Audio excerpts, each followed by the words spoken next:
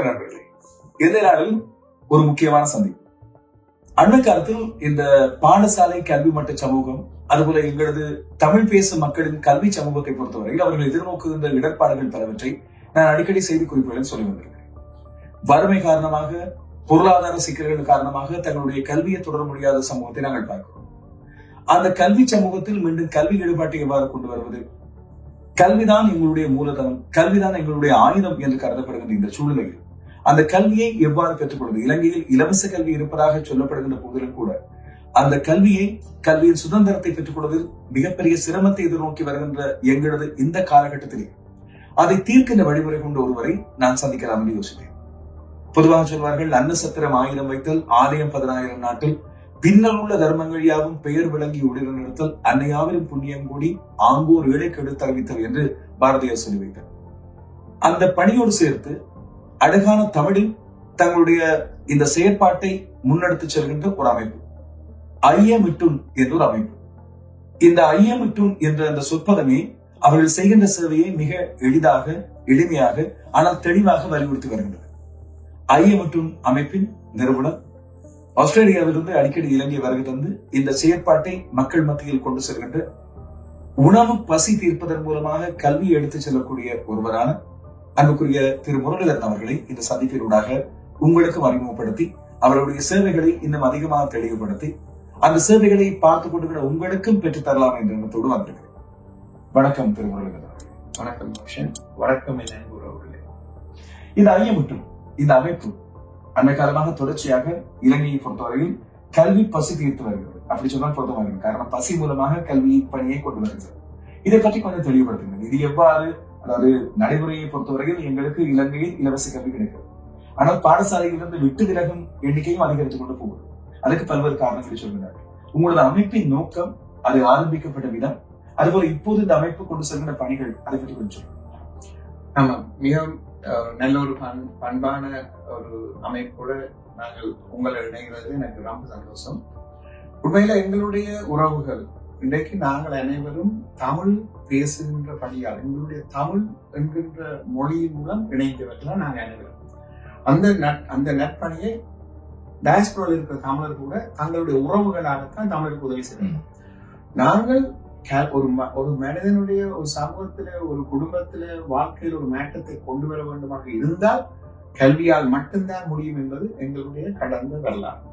ஆகவே அந்த கல்வியை மாணவர்களுக்கு கொண்டு போவதற்காக இலங்கையில் இலவச கல்வியை டாக்டர் கண்ணங்கரா உருவாக்கினார். ஆனால் அவர் கூட கடைசி நேரங்களில் மிகவும் கவலைப்பட்ட விடயம், தான் இலவசமாக கல்வியை கொடுத்தும் மாணவர்கள் சைல்ட் லேபர், அதாவது மாணவர்கள் வேலைக்கு செல்கிறார் பாடசாலை. இங்குதான் நாங்கள் எங்களுடைய ஆரம்பத்தை தொடங்கினோம். அதாவது பசி இருந்தால் பத்தும் பரவாயில்லை. ஆகவே மாணவர்களுக்கு உணவை கொடுப்பதன் மூலம் அவர்களுக்கு கல்வியை கொடுக்க வேண்டும். மாணவர்கள் யார்? இன்றைய மாணவர்கள் எங்களுடைய குடும்பங்களின் அன்பு செல்வங்கள், ஆனால் நாளைய தலைவர்கள். நாங்கள் சரியான முறையில் இந்த நாட்டுக்குரிய தலைவர்களை நாங்கள் சரியாக வளப்படுத்தி கொண்டு வருவோமாக இருந்தால்தான் இந்த நாடு சிறக்கும், எங்களுடைய மக்களுடைய கஷ்டங்கள் போகும். ஆகவே ஐயமுற்று என்கின்ற ஔவையாரனுடைய 12ஆம் நூற்றாண்டில் இருக்கின்ற சொல்லுக்கு நாங்கள் பொருள் வடிவம் கொடுத்து, செயல் வடிவம் கொடுத்து, பாடசாலைகளில் உள்ள சமூகத்தை, பாடசாலை சமூகத்தையும் ஆசிரியர் அதிபர்களையும் மாணவர்களோடு இணைக்கின்ற ஒரு பாலமாக நாங்கள் இந்த உணவை பார்க்கிறோம்.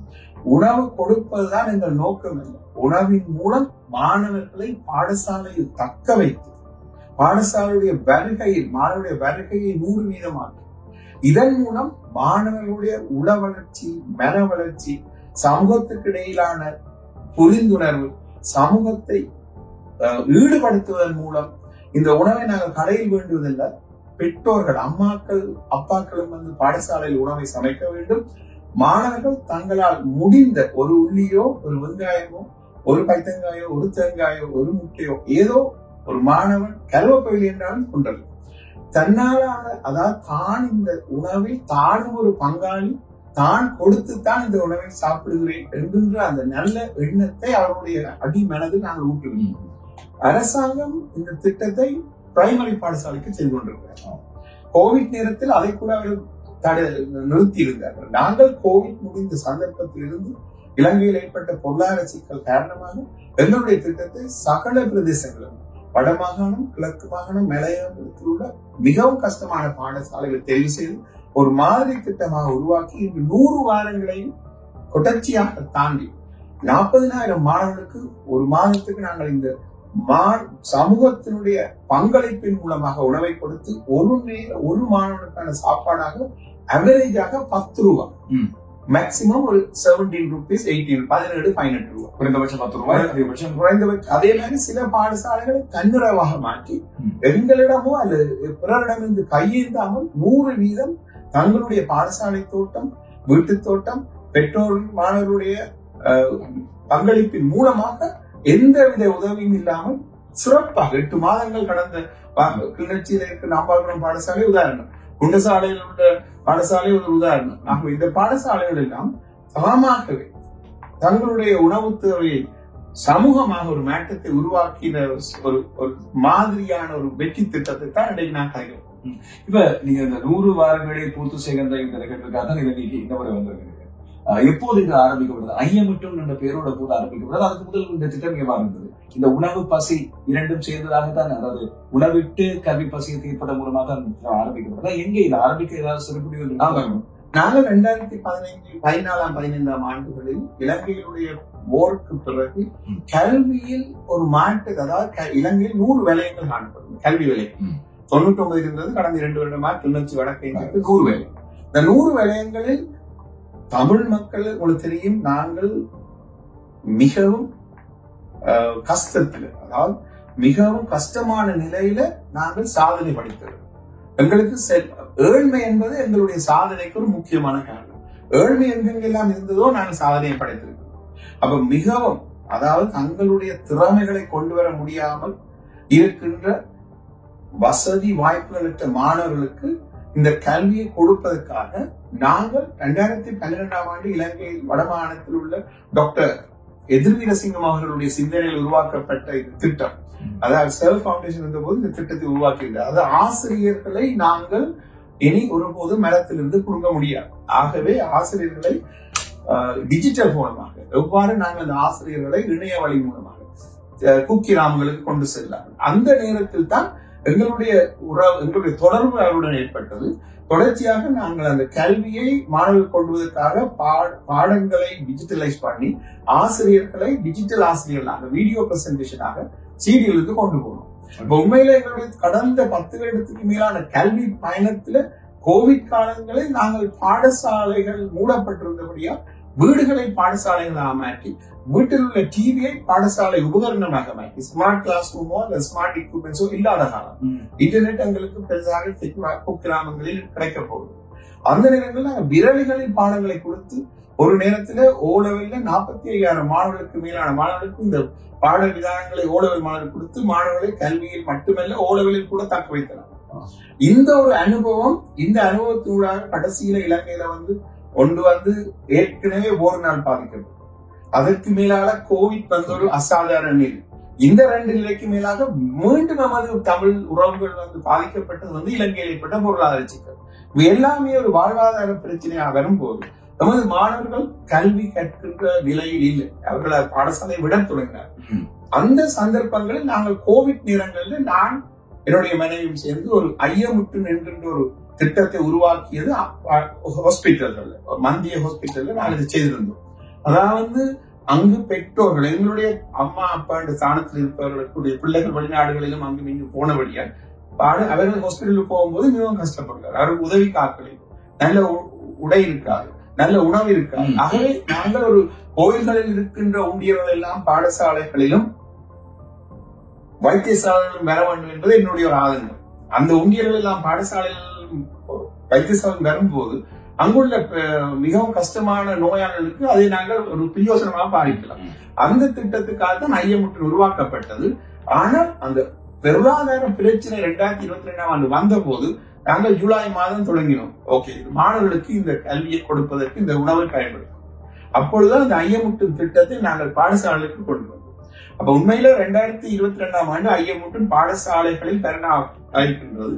அந்த 2022ஆம் ஆண்டிலிருந்து இன்று வரை நாங்கள் அந்த உணவை கொடுப்பதற்கான திட்டத்தை வளர்த்து கொண்டு போற போது ஒரு நிலையில எங்களால் இந்த பொருளாதார செலவு எங்களால் கூட ஏன்னா அவ்வளவுக்கு மாணவர்கள் பசியுடன் இருப்பதை ஐடென்டி பண்ணக்கூடிய ஒரு நாளைக்கு எங்களுக்கு 4000 மாணவ உணவு இருக்கிறார். அப்ப உடனே நாங்கள் அந்த நேரம் தான் அந்த ஐயமுட்டினுடைய திட்டத்தில் ஐயமுட்டின் அச்சய பாத்திரம் ஒன்றை உருவாக்கினோம். அந்த அச்சய பாத்திரம் தான் எங்களுடைய வெற்றிக்கான காரணம். அந்த அச்சய பாத்திரம் என்பது பாடசாலையில் ஒரு பாக்ஸை வைப்போம். அந்த பாக்ஸ்ல யாரும் எவரும் விருப்பமான ஒரு மரக்கறியை தருவோம். அது எங்களுக்கு ஸ்டார்ட்ல ஒரு சமூகத்தை இணைப்பதற்கான ஒரு சின்ன ஸ்டார்ட்டா இருந்தாலும் பிறகு இப்ப நீங்க சொன்ன நிறைய பர்த்டே, சில வீடுகளில் ஒரு அப்பா அம்மா நினைவு அல்லது சமூகத்துல ஒரு கோயில் நடந்ததுன்னா நாங்க அந்த சமூகத்தையே இணைக்கிறோம். இந்த மாணவர்களுடைய எண்ணிக்கை, உணவை நோக்கி மாணவர்கள் வருகின்ற எண்ணிக்கை, அதாவது ஒரு பாடசாலை அதிபரிடம் நீங்க கதைக்கீங்கன்னா தெரியும், ஒரு அசம்பிளி நடக்கும் போது மாணவர்கள் மயங்கி விடுவார்கள். யாராவது உரையாற்றும் போது மாணவர்களால தொடர்ச்சியா இருக்க முடியாது, மயங்கி விடுவார்கள். அதை விட இப்படியாக மாணவர்கள் மயங்கி விழும்போது அவர்களை ஹாஸ்பிட்டலுக்கு கொண்டு போவோம், ஆம்புலன்ஸ். இந்த செய்திகள் எங்களுக்கு வருகின்ற போது மாணவர்கள் எண்ணிக்கையின் பாடசாலை உணவை நோக்கி கூட கேட்கின்ற போது எங்களால் ஒரு திட்டம் உருவாக்கப்பட்டது அச்சய பாத்திரம், ஐயமுட்டின் அச்சய பாத்திரம். அந்த பாத்திரம் என்பது சமூகத்தின் இணைப்பை, சமூகத்தை ஈடுபடுத்திய ஒரு வெளிப்பாடு. ஏனென்றால் அந்த பாத்திரத்தில் இருக்கின்ற மரக்கறி எங்களுக்கு ஒரு கதை சொல்லும். ஆமா, இன்று கதை பெற்றோர்கள் இந்த மரக்கறி கொண்டு வந்திருக்காரு. ஒரு அதாவது ஒரு 5 பிள்ளைகள் 5 மிளகாய், 5 பிள்ளைகள் 5 உண்டி, 5 பிள்ளைகள் ஒரு தேங்காயோ 2 தேங்காய், எப்படி இந்த பல மாணவர்களும் விதம் விதமான மரக்கறிகளை கொண்டு வரும்போது எங்களுக்கு அது சில வேளைகளில் இலைக்கஞ்சியாக இருக்கும், புளியல் சாதமாக இருக்கும், அல்லது சோறு கறியாக இருக்கும். ஆனால் இவ்வளவையும் நாங்கள் சமைப்பதற்காக எங்களுடைய பெற்றோரை தான் இங்கே பார்க்கின்றோம். அந்த உணவு பெற்றோரினால் சமைக்கப்படுவதால் அந்த உணவுல இருக்கின்ற எங்களுக்கு அந்த பயமே இல்லை. ஏன்னா அது சுத்தமாகத்தான் செய்யப்படும், சொந்த பிள்ளைக்காக செய்வார்கள். இதுல எங்களுக்கு எந்த விதமான பயமும் இல்லை, இதுல எந்த விதமான கலப்படம் பெற சான்ஸ் இல்லை. ஏனென்று சொன்னால் நேரடியாக அன்று கொண்டு வரப்பட்ட மரக்கறி அன்றே சமைக்கப்பட்டு அன்றே கொடுக்கிறோம். அதாவது இந்த கன்ட்ரிபியூஷன், அதாவது மற்றவர்கள் மூலமாக கிடைக்கிற அந்த பொருட்களை நாங்கள் பயன்படுத்தி சமுதாயத்திலிருந்து எடுத்து நாங்கள் மறுபடி சமுதாயத்தை கொடுக்கிறோம்.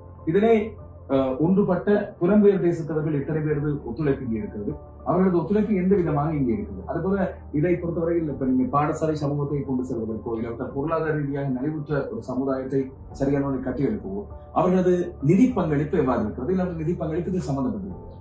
ஆமா, இந்த திட்டத்துல நீங்க பாத்தீங்கன்னா உண்மையில எங்களுடைய நோக்கம் பணம் பாடசாலைகளில் பரிமாற்றப்படக்கூடாது. எந்த ஒரு பெற்றோரையுமோ அல்லது எந்த ஒரு ஆசிரியரையுமோ அல்லது எந்த ஒரு மாணவனையோ நாங்கள் எந்த விதத்திலும் மன உளைச்சலுக்கு ஆக்கப்படாது. அதுதான் எங்களுடைய முக்கிய நோக்கம். மாணவனுக்கு உணவை கொடுப்பது நோக்கமாக இருந்தாலும் எந்த ஒரு மன உளைச்சலும் இல்லாமல் மிகவும் சந்தோஷமாக தன்னுடைய சொந்த வீட்டில் சாப்பிடுகின்ற அந்த ஒரு ஃபீலிங்கை நாங்கள் உருவாக்கணும்.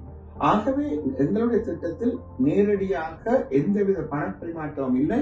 எனக்கென்று பல நண்பர்கள் இருக்கிறார்கள். என்னுடைய நண்பர்கள், என்னை நேரடியாக அறிந்தவர்கள், என்னுடைய செயல்பாட்டை நேரடியாக பார்த்தவர்கள் தங்களுடைய குடும்பங்களில் நடக்கின்ற விஷயங்களுக்காக அந்த நேரங்களில் தங்களுடைய குடும்ப நினைவாக எங்களுடைய இந்த மாணவ செல்வங்களுக்கு உணவை கொடுப்பதில் பங்கு பெற்றுவார்களை ஒழிய நாங்கள் எந்த விதத்திலும் ஒரு டோட்டலா ஃபண்ட் ரைசிங் என்றோ அப்படியான ஃபங்க்ஷனை நான் செய்வதில்லை. என்னை பொறுத்த மட்டும் என்னுடைய பிள்ளைகள் ஸ்காலர்ஷிப்பில் படித்தார்கள், அவர்களுடைய நிதியை நானும் படிக்கும், அது மீது இங்கே இருக்கிற மாணவர்கள் கொடுக்கின்றோம்.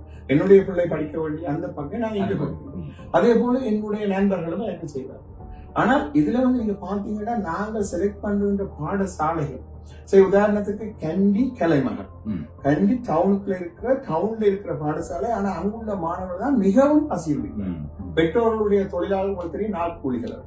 இதே மாதிரி யாழ்ப்பாணத்திலும் நமசிவாயம், கொட்டடி நமசிவாயம் டவுனுக்குள்ள இருக்கிறோம். இதே மாதிரி களுத்துறை பாடசாலை இருக்கு, மலபுர பாடசாலை, அதுவும் கண்டிப்பா களுத்துறை டவுன்ல இருக்கு. இப்ப நீங்க பாத்தீங்கன்னா நாங்கள் ஒரு பாடசாலைகளை தெரிவு செய்யும் போது எந்த விதமான வேறுபாடும் இல்லாமல் உண்மையிலே எங்கு தேவையோ, இவன் தலைநகரங்கள் களுத்துறை, கண்டி, யாழ்ப்பாணம், இதே நேரத்துல மிகவும் கஷ்டமான கண்டியில இருந்து கந்தகதர் கடைசி கிராமத்துல உண்டை சாப்பாடு கொடுக்கிறோம், பசறையில கொடுக்கிறோம்.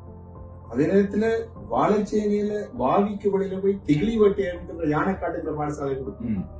இதே நேரத்துல வவுனியாவிலேயே யானைக்காடாக இருக்கின்ற கருங்காலி குளத்துல கொடுக்கும். மன்னாரில் இப்பவுமே லேண்ட்மைன் கிளீன் பண்ணி கொண்டிருக்கிற இடங்களான தச்சனா மருதமடுவுல கொடுக்கிறோம். அதே மாதிரி பாத்தீங்கன்னா மன்னார்ல மடுக்கரையில கொடுக்கிறோம். கிளிநொச்சியில ஐயனார்புரம், அம்பாள்புரம், அதாவது மிகவும் பாதிக்கப்பட்ட A9 ரோட்ல கொடுக்கிறோம். நாங்கள் இடங்களை தெரிவு செய்கின்ற போது அந்த பாடசாலையுடைய பெற்றோர் அந்த மாணவர்களுடைய தராதரங்கள் அவருடைய வாழ்வாதாரங்களை உள்வாங்கி அதே நேரத்தில் எவரும் இதை செய்ய முடியுமா என்கின்ற அந்த கேள்வி எங்களால் உணவு கொடுக்க முடியாது என்றுதான் எல்லாரும் கதைப்பார். நாங்கள் அப்படியான பாடசாலை எடுத்து நம்பிக்கையை தன்னம்பிக்கையை ஊட்டி சமூகத்தை இணைத்து இந்த வெற்றி சாதிக்கும். இதே நேரத்தில் யாழ்ப்பாணத்துல பாத்தீங்கன்னா ஆமி கேம்பை சுற்றி இருக்கிற குடிபெயர்வு நடக்கின்ற வலிகாமம், அதாவது எங்களுடைய கல்வி வலயங்களில் பின் அடியில இருக்கிறவர்கள் அங்கே கூட நான் கொடுக்குறோம். அங்க பாத்தீங்கன்னா குடியேற்றம் ஒரு நலிவடைந்த சமூகம் இருக்கின்ற இடம்.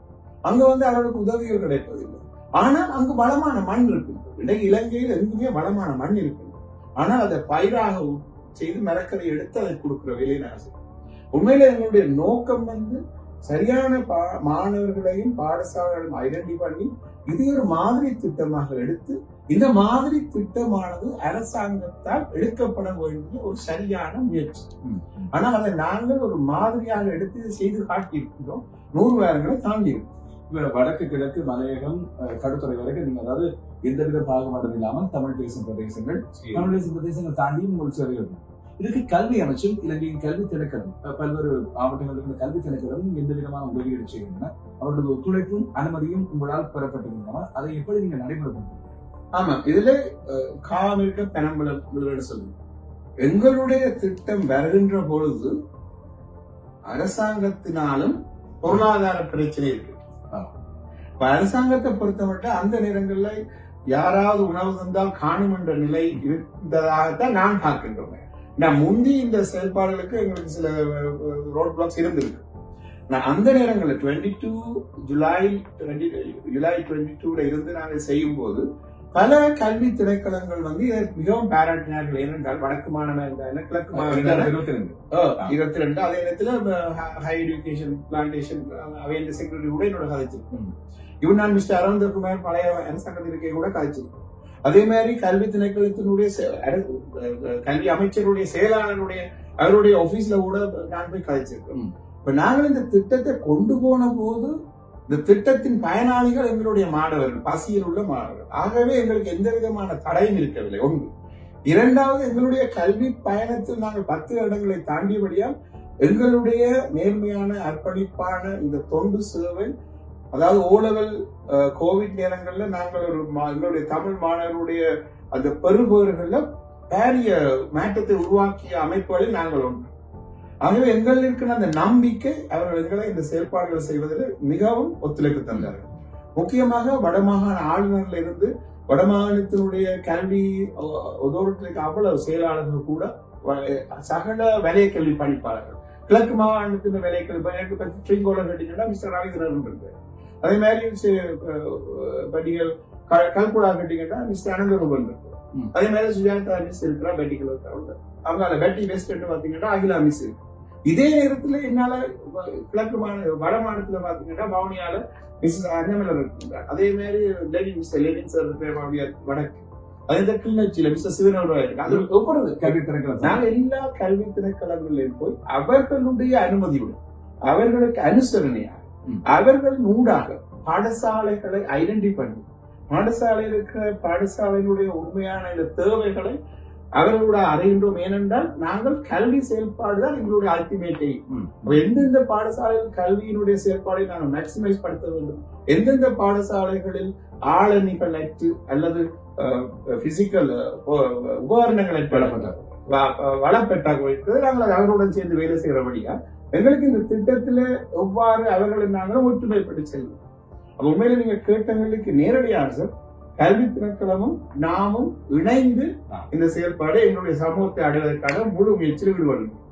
ஏன்னா இதுல இன்னொரு முக்கியமான விஷயம், அதாவது நீங்க ஒவ்வொரு மாவட்டங்களிலும் இருக்கிற இந்த பின்தங்கிய பாடசாலை நீங்க சொன்னது ஒரு வட பற்றாக்குறை, மாணவர்கள் வருகை குறைவாக, அதுக்கு பொருளாதார காரணம் இருந்தால் அதையெல்லாம் அடையாளம் காண்றதுக்கு கட்டாயமா மாவட்ட ரீதியாக ஒருங்கிணைப்பாடுகள் இல்லாமல் சரியான தகவல்களை பெற்றுக்கொள்ளக்கூடிய மூலங்கள் உங்களுக்கு வேண்டும். அப்படி உங்களது ஐயமுற்றும் அமைப்புக்கும் உங்களது நண்பர்கள் குழாமுக்கும் மாவட்ட ஒருங்கிணைப்பாளர்கள் இருக்கின்றார்களா? இல்லாவிட்டால் எவ்வாறு உங்களது செயற்பாடுகள் அங்கே நடைபெறும்? நாங்கள் இலங்கை அரசாங்கத்தினுடைய அந்த மெக்கானிசத்தை நாங்கள் பார்க்கணும். ஏன்னா இங்க எல்லாருமே தொண்டர்களாக வேலை செய்வோம். ஆகவே நாங்கள் எதிர்பார்ப்பது உணர்வு பூர்வமாக இந்த திட்டம் எங்களுடைய சமூகத்திற்கு கட்டாயம், இதில் நாங்களும் பங்காளிகளாக வேண்டும் என்கின்ற அந்த உணர்வை நாங்கள் கொடுக்கின்றோம். இப்ப என்ன பாத்தீங்கன்னா, நான் ஆஸ்திரேலியாவில் இருந்ததை விட ஸ்ரீலங்காவில கூடுதலான நேரம் இருப்பேன். நான் என்ன கொழும்புல நீங்க பார்க்க மாட்டேன். நாங்க மாணவர்களுடைய தேவை அறிந்தபடியா எங்களுடைய கடந்த 10 வருட வளர்ச்சியில் பல அதிபர்கள் எங்களுடன் இணைந்துள்ளார். இப்ப நீங்க கேட்ட கேள்வி அந்த யார் எங்களுடைய ரன்னர்ஸ், எங்களுக்கு மாவட்டமோ கிராமம் அப்படி இல்லை. ஆனா எங்களால கிராமங்களில் உள்ள மாணவருடைய கல்வி வளர்ச்சியை உறுதிப்படுத்தக்கூடிய அளவுக்கு அதிபர்கள் எங்களுடன் வேலை செய்கிறார். பல நல்ல மனமுள்ள தங்களுடைய வேலைப்பாடுக்கு மேலாக தங்களை அர்ப்பணிக்கின்ற திறமையான அதிபர்கள் எங்களுடன் இணைக்கின்றார். கல்வி வலய கல்வி பணிப்பாளர்கள் எங்களுடன் இணைந்திருப்பார். ஆகவே எங்களுடைய திட்டத்தில் நான் கடந்த 10 வருடம் ஒன்றை சொல்ல முடியும்.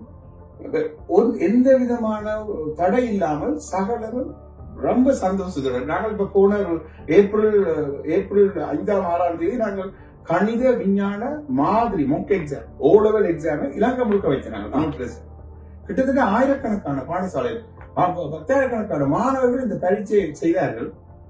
ஒரு தடவை கூட நாங்கள் இந்த யூனியன் என்ற பிரச்சனைகளை வேலையில் ஒவ்வொரு அதிபர் ஆசிரியர்கள் தாங்களாகவே கிட்டத்தட்ட நாங்களோட அட்மிஷன் கார்டை கொடுத்து இலங்கை முழுக்க எக்ஸாம் வச்சுனாங்க. சனி ஞாயிறு 2 நாள் தங்களுடைய நேரத்தை விட்டு இந்த பரீட்சைக்காக நாங்கள் அர்ப்பணித்தார். உண்மையில எங்களுடைய திட்டத்திலே நாங்கள் முக்கியமாக எங்களுடைய பயனாளிகளை சரியா ஐடென்டி பண்ணிக்கிறோம். மாணவர்கள் அதுல பங்காளிகளாக பெற்றோர்களையும் ஆசிரியர்களையும் உணர்வு பூர்வமாக சேர்க்கிறோம். அந்த உணர்வுல அதுல அவர்களுடைய சந்தோஷம் நாங்கள் கொடுக்கின்ற அந்த உணவும் அவர்களை பாடமாக்கி நாங்களுடைய உணவு கல்வி மட்டும் இல்லை, ஸ்போர்ட்ஸ் செய்யற பிள்ளைகளுக்கு நாங்க எக்ஸ்ட்ராவா அந்த டைமை கொடுக்கிறோம். அதே நேரத்துல எக்ஸ்ட்ரா கரிக்குலர் ஆக்டிவிட்டி செய்யற பிள்ளைகளை ஊக்குவிக்கிறோம். இப்ப ஸ்போர்ட்ஸுக்கு போறாங்க எல்லாம் உங்களோட சேர்ந்து சாப்பிடலாம். இந்த நாங்கள் மேல்நிலை வகுப்போட தான் கூடுதலா சாப்பாடு கொடுக்கிறோம். முக்கியமாக 9ஆம் 10ஆம் 11ஆம் வகுப்பு. ஏன்னா இலங்கையில மாணவ சமூகத்தில் இருக்கிற பிரச்சனை எல்லாரும் பேசும் பொருளாகின்றது போத வசதி, கவனக்கிழப்பு பிரச்சனை. யாருக்கு வரும்? பிரைமரி குழந்தைக்கு வராது. எப்பவும் 9ஆம் 10ஆம் 11ஆம். உங்களுக்கு தெரியும், ஒரு சமூகத்துல இலங்கையின் கடந்த 70 வருஷ வரலாறுல ஒரு அவரேஜ் பாத்தீங்கன்னா 72 73 தான் ஊழல் பாஸ் பண்ணும். 30% எப்பவுமே சமூகத்துல வெளியில வரப்போறோம். அது விட அந்த ஓலவில விட்டு வெளியில வருவாங்க. அங்கதான் அவர்கள் சமூகத்தில் எந்த பாதையில் போக போறார்கள் என்பது தெரியும் போடும். இப்ப நாங்கள் அப்படியான சமூகத்தை ஏற்கனவே தயார்படுத்துவோம். நாங்க ஐடென்டி பண்றோம், இந்த சமூகத்தை நாங்கள் பாடசாலைகளை வீடுகளாக மாற்றி 1.5 ஒரு 4-5 மட்டும் பாடசாலை வீடுகளாக இருக்குமா இருந்தால் இவர்கள் பாடசாலையில் விளையாடலாம். பாடசாலையில உணவு கொடுத்தபடியா பசி இருக்க, பசிதான் இன்றைக்கு உண்மையில சமூக சீரழிவு காரணம். அந்த பசியை நாங்கள் எவ்வாறு கண்ட்ரோல் பண்றோமோ, எங்கெங்க எல்லாம் களவு தொடர்ந்ததோ, எங்கெங்க எல்லாம் சமூக என்ன சொல்றோம் கவனக்கிழப்பு மாணவர்கள் விளையாண்டு செயல் போறான்னு பார்த்தா அடிப்படை பிரச்சனை முதலாவது உணவு.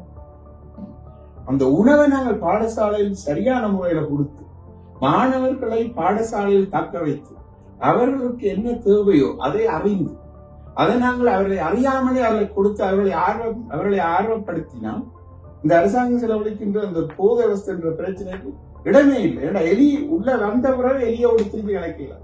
ஆனால் இல்ல இருக்கிற பிள்ளைகளை நாங்கள் முதலே நாங்கள் தயார்படுத்திட்டோம் என்றால் அது உணவு வேலை செய்யும். இந்த திட்டத்துல நீங்க பாத்தீங்கன்னா இதுக்கு மேலால நாங்கள் தனியா உணவை கொடுத்து கல்வியில மாற்றத்தை உருவாக்குறோம். ஆனா இதுக்கு மேலால ஒன்று பாத்தீங்கன்னா இந்த ஓர், இந்த பட்டினி, இந்த வாழ்வாதார பிரச்சனை எல்லாம் சமூகத்தை பிரித்து விட்டு சமூகத்தில் இருக்கிற எல்லாருமே ஒரு சுயநலவாதிகளாக மாறுகிறார்கள். இப்ப நாங்கள் நினைத்தது இனி நாங்கள் கட்டாயம் செய்ய வேண்டிய ஒரு மாற்றம் என்பது சமூகத்துல வரணும். அந்த சமூகம் ஒரு மனிதன்ல இருந்து ஆரம்பிக்கும். அதை ஆரம்பிக்க வேண்டிய ஒரே ஒரு இடம் நாங்கள் நினைக்கிறோம் பாடசாலை. ஒரு குழந்தை உங்களோட ஒரு பிறந்த குழந்தை 5 வயது மட்டும் அப்பா அம்மா தான் எனக்கு முதல். அம்மா அப்பா சொல்றதான் அந்த பிள்ளை செய்ய போது நீங்கள் தான் உலகம். ஆனா 1ஆம் வகுப்புக்கு போன அண்டுல இருந்து 12ஆம் வகுப்பு வரை அந்த பிள்ளைய நீங்கள் ஒரு மனிதனாக மாற்றுகின்றது, ஒரு சமூகத்துக்கு தேவையான ஒரு தலைவனாக மாற்றக்கூடிய செயல் நடக்கின்ற ஒரு புனித இடம் பாடசாலை.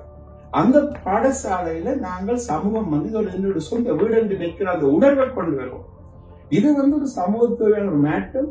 இன்றைக்கு கட்டாயம் தேவையான ஒரு மாற்றம் என்னன்னா நாங்கள் எல்லாம் சுயநலவாதிகள், கை கொடுக்கின்ற சமூகமா இருக்கணும், கை ஏந்துகிற சமூகமா இருக்கக்கூடாது. ஊருக்கு பிறகு நாங்க எல்லாம் யாராவது வெளிநாட்டுக்காரன் வந்தா கிடைக்கும். அந்த கை ஏந்துகிற என்கின்ற நிலைப்பாடை மாற்றி கை கொடுக்கின்ற சமூகத்தை உருவாக்குவதற்கு பாடசாலை ஒரு திறமான இடம். அந்த மையத்துல நாங்கள் கை கொடுக்கின்ற சமூகத்தை உருவாக்குவதுமா இருந்தால் எங்களோட நாட்டில் இருக்க எத்தனையோ பிரச்சனைகளுக்கு நாங்கள் நேரடியான சொல்யூஷன் கிடையாது. ஒரு இப்ப நீங்க அதாவது பசி மூலமா இந்த முதலாவது தீர்வு ஒன்று கொண்டு வரதுக்கான முயற்சி இருக்கு.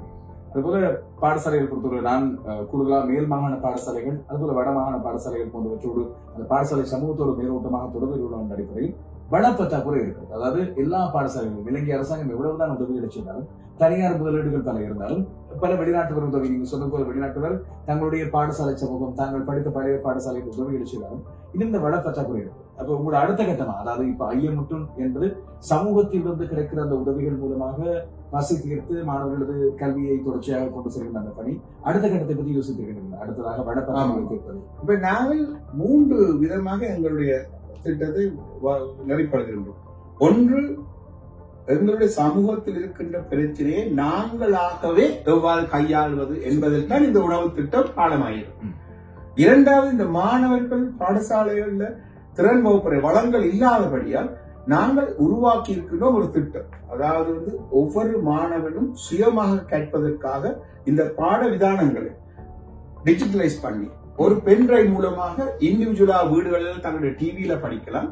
இது நாங்கள் 1ஆம் வகுப்பிலிருந்து 12ஆம் வகுப்பு including combined maths, physics, chemistry, biology, even grade 5 scholarship கூட நாங்கள் எல்லாமே பென்ட்ரைவ் மூலம் எடுக்கிறோம். ஓடவில கூட பென்ட்ரைவ்ல கொடுக்கிறோம். அது மட்டும் ஆங்கிலங்கள் விட்டவர்கள் 8ஆம் வகுப்புல இருந்து ஆங்கிலத்தை தொடங்கினா ஓடவில சி எடுக்கிற அளவுக்கு எல்லாமே டிஜிட்டலைஸ் பண்ணி வச்சிருக்கிறோம். இது ஒரு சுய கட்டளை படிப்பதற்கு ஒரு மாணவன் வீடுகளில் படிப்பது. இதற்கு மேலாக ஒரு பாடசாலையில் இன்றைக்கு உங்களுக்கு தெரியும் அந்த சயின்ஸ் விஞ்ஞான தொழில்நுட்பத்தை நோக்கிய கல்வியை பயன்படுத்தி படிப்பதற்கான டீச்சர்ஸ் பற்றாக்குறை இருக்கின்றது. ஸ்டெம்மை நோக்கி போகின்ற பாதையில நாங்கள் ஒரு மாற்றத்தை கொண்டு வந்திருக்கிறோம். ஒவ்வொரு பாடசாலையில் தேவையான பாடசாலைக்கு இந்த ஸ்மார்ட் கிளாஸ் ரூம்ஸை உருவாக்கும். இந்த மாணவர்களுக்கு உணவை கொடுத்து அந்த மாணவர் பாடசாலை தங்கும் போது சுயமாக கற்க வேண்டும்.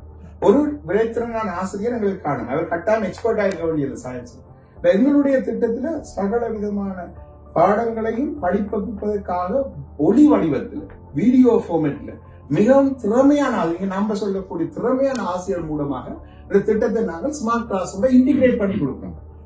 நாங்கள் ஒன்றை கிளைம் பண்ணலாம். எங்களிடம் மட்டும்தான் இந்த போர்ட்ஸ் இந்த ஸ்மார்ட் போர்ட்ஸ் என்பது தனியாக ஸ்மார்ட் போர்ட்ஸாக பாடசாலைகளுக்கு கொண்டு போக அந்த ஸ்மார்ட் போர்ட்ஸ் என்பது ஏற்கனவே விண்டோஸ் லெவலுக்கு மாற்றப்பட்டு இலகுவாக அதாவது யூசர் ஃப்ரெண்ட்லியா மாற்றப்பட்டு விண்டோஸ் லெவல். அதை விட அந்த பாடங்கள் அனைத்தும் நேரடியாக ஒவ்வொரு சின்ன சின்ன விண்டோஸா இருக்கிறபடியா அவர்கள் ஒரு கம்ப்யூட்டரை ஆப்ரேட் பண்ற மாதிரி ஒரு மாணவன் தானாகவே போய் நேரடியாக 9ஆம் வகுப்பு ஒளித்த வகுப்பு அல்லது விஞ்ஞானம் படிக்கணும் அல்லது மேத்ஸ் படிக்கணும் அல்லது ஹிஸ்டரி படிக்கணும். உடனடியாக இன்றைக்கு வகுப்பு 10 தொடங்கி 11க்கு டீச்சர் இருக்கு.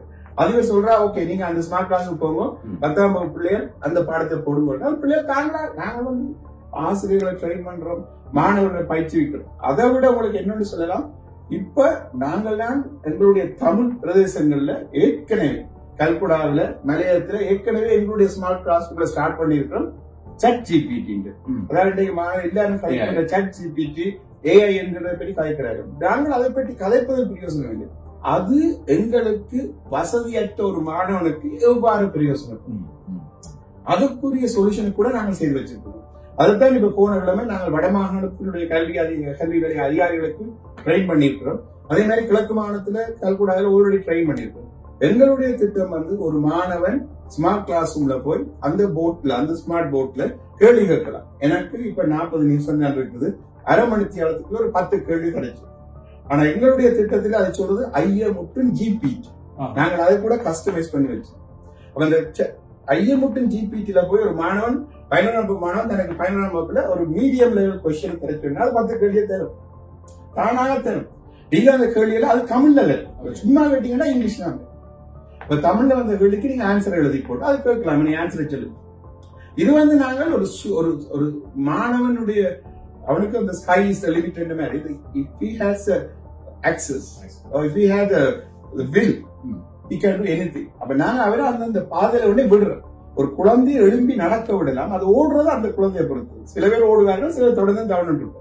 இந்த விடயத்துல நாங்கள் எங்களுடைய வசதிகளற்ற, வாய்ப்புகளற்ற, திறமையான மாணவர்களை கிராமங்களில் இருந்து வெளிக்கொண்டு வரக்காதான் இந்த திட்டம். அப்ப உணவு, கல்வி என்கின்ற இரண்டை இணைத்து சமூகத்தை ஒரு ஒன்றிணைத்து அதன் மூடாக நல்ல ஒரு கை கொடுக்கிற சமூகத்தை உருவாக்குகின்ற இந்த பணிதான் எங்களுடைய ஐஎம்எஃப் திட்டம். இது சென்னையை பார்த்துக் கொண்டிருக்கும் நண்பர்கள் பல பேர் இந்த ஐஎம்எஃப் அமைப்பு எந்தெந்த பிரதேசங்களில் இயங்கி செயலாற்றுகிறது என்று ஓரளவு எங்களது உரையாடல் மூலமாக அறிந்திருப்பாங்க. ஆனால் குறிப்பாக நீங்கள் சுட்டிக்காட்ட வேண்டிய இந்தெந்த பிரதேசங்களில் இயங்கிக் கொண்டிருக்கிறோம், இந்தெந்த பிரதேசங்களில் பாடசாலைகள் பயன்களை பெற்றுக் கொள்ளன என்று நீங்கள் கட்டாயமாக குறிப்பிட்டு காட்ட விரும்புவீர்கள். ஒன்று. இரண்டாவது, இதை பார்த்துக் கொண்டு போரும் அதுபோல உங்களுடைய பங்காளர்களாக இந்த பணிகளில் ஈடுபட்டு போரை பற்றி நீங்கள் சொல்ல விரும்புவீர்கள். அவர்களை பற்றி. ஆமா, முக்கியமாக எங்களுடைய திட்டம் கல்வி தான் எங்களுடைய நோக்கம். கல்வி திட்டம் இப்ப வாழைச்சேரியில இருந்து பாத்தீங்கன்னு சொன்னா வாழைச்சேரி திகிலிவெட்டை, வாணி வித்தியாலயம், அதே மாதிரி மூடப்பட்டாச்சேனை, சாந்திவெளி, ஏராவூர், மீராவூர், திகிலிவெட்டு, அதை விட நீங்க இந்தியாவில பாத்தீங்கன்னா வீரச்சோலை, வீரமுனை, கோரக்கல், சொற்கல் முனை, மல்வத்தை, நீங்க வாகன பக்கங்கள் பாத்தீங்கன்னு சொன்னா கட்டுமுறிவு, கதிரவெளி, பால்ச்சேனை, வம்மி விட்டுவான். அதே மாதிரி திருவோணமலையில பாத்தீங்கன்னா எங்களுடைய கல்வி செயற்பாடுகள் கிட்டத்தட்ட கட்டப்பறிச்சான், சேனையூர், சம்பூர், பள்ளிக்குடியிருப்பு, பாட்டாளிபுரம், அதை விட துறைநீலாவண, மல்லியத்தீவு, அதே மாதிரி இந்தியாவில கும்புருவட்டி, கோபாலபுரம், குச்சவெளி, நிலாவளி போன்ற இடங்கள். அதை விட இவன் மென்னர், மடு, வவுனியா வடக்கு தெற்கு, கிளிநொச்சி வடக்கு தெற்கு, தீவகம், சகல தீவுகள், காவலத்தீவு பிரதேசங்களிலும், அதை விட வெளிகாமம். இவ்வளவு தூரம் நாங்கள் இவ்வளவு செய்வதற்கு என்னுடைய முதலாவது என்னுடைய மனைவி என்னை இதை எல்லாத்துக்கும் போவதற்கு எனக்கு விட்டது. அவ மிகவும் சந்தோஷமா என்னோட செய்வதற்கு என்னுடைய மனைவிக்கு முதல் வாழ்த்துகள் சுகன்யா மொழிகிறேன். இதை விட என்னுடைய நண்பன் ஜெயரூபன். இந்த திட்டம் மிகவும் ஒரு கண்ணியமான, நேர்மையான, மிகவும் கட்டுக்கோப்பா இருப்பதற்கு என்னுடைய நண்பன் ஜெயரூபன்.